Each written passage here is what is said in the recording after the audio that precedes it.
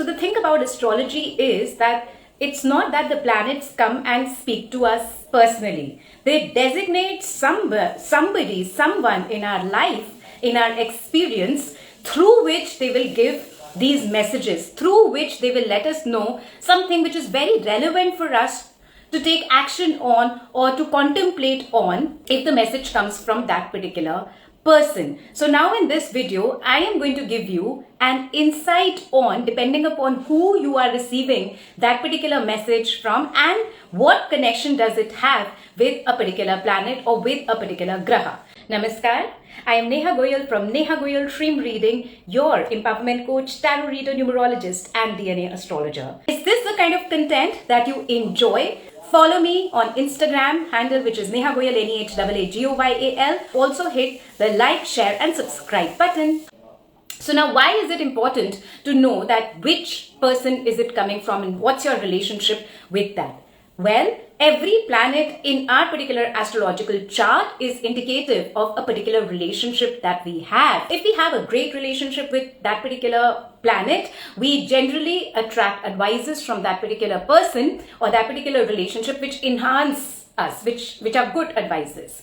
If we are supposed to suffer because of some negative karmic registry that we have with that planet, then most likely the advice that they will give to us, it might make us suffer too. But also know that if it is making you suffer, that also means that the negative karmic registry is balancing out.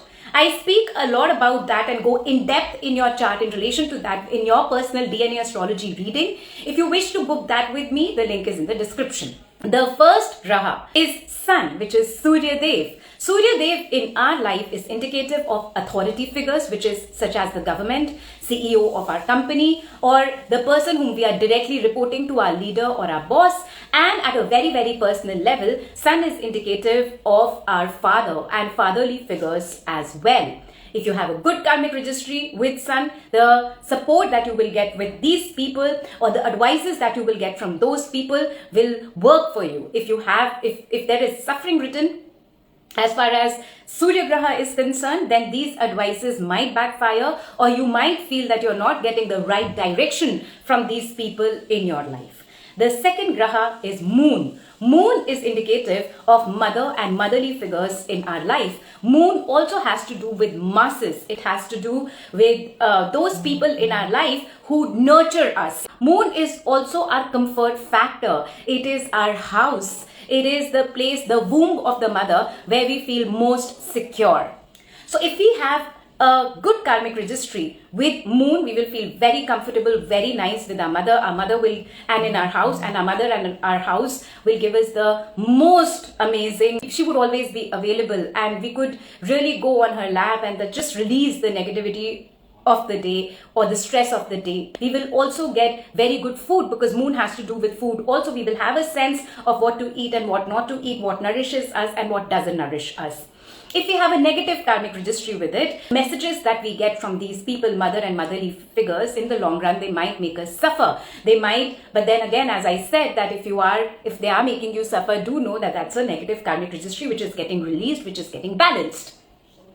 So are you with me so far? Give me a thumbs up in the comment section so that I know that as far as Sun and Moon are concerned, which are very important, it's basically the foundation of our human life, those are clear to you. Then now let's move ahead. The third Graha is Mercury. Mercury in our life is indicative of children, infants. Mercury is also indicative of our friends. It is also indicative of our neighbors.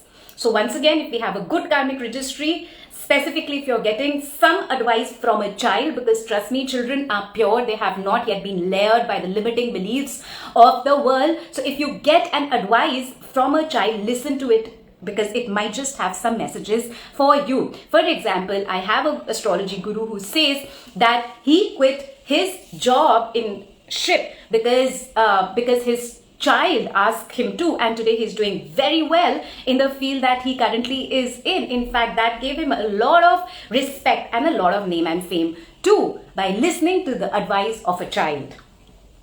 Now, of course, if you do not have a if you do not have a great karmic registry with Mercury, these are the very people because of whom you might suffer. You might constantly have fights with your neighbors, or you might be somebody who the child comes and insults. Again, as I said, do know that if it is happening, then the negative karmic registry is getting balanced. The next Graha is Venus. Venus is indicative of a spouse in a man's chart, and for everyone else it is indicative of women. So if there is a good karmic registry, you will get a lot of support from women. These are the kind of people for whom you would say, oh, you have the lady luck.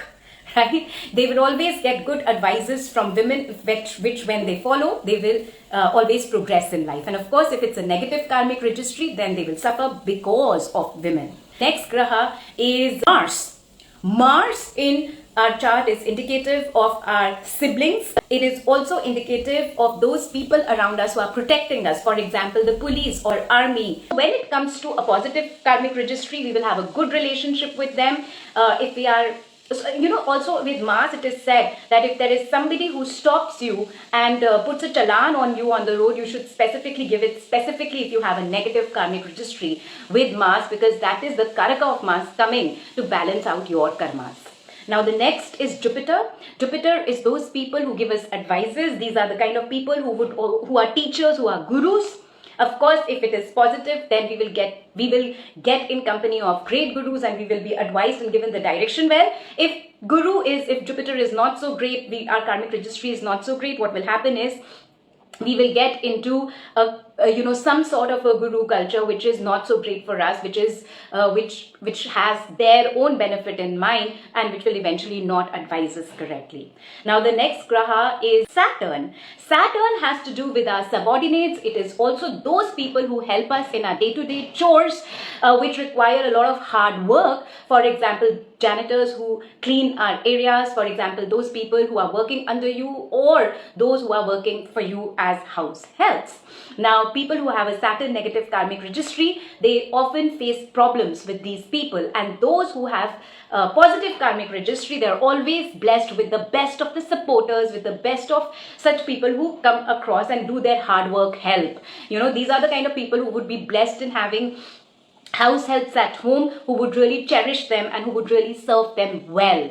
The idea of putting this across is that if you are receiving any message from all of these significators, depending upon what is your karmic registry with a particular Graha, you act accordingly, or you invite that accordingly. Another thing which my guru says is that if somebody comes to your door asking for help, it's one of these, you should definitely help them, because they are voluntarily coming up to you to negate the karma, the pending karma that you have towards these significations, towards these people. Namaskar, Radhe Radhe.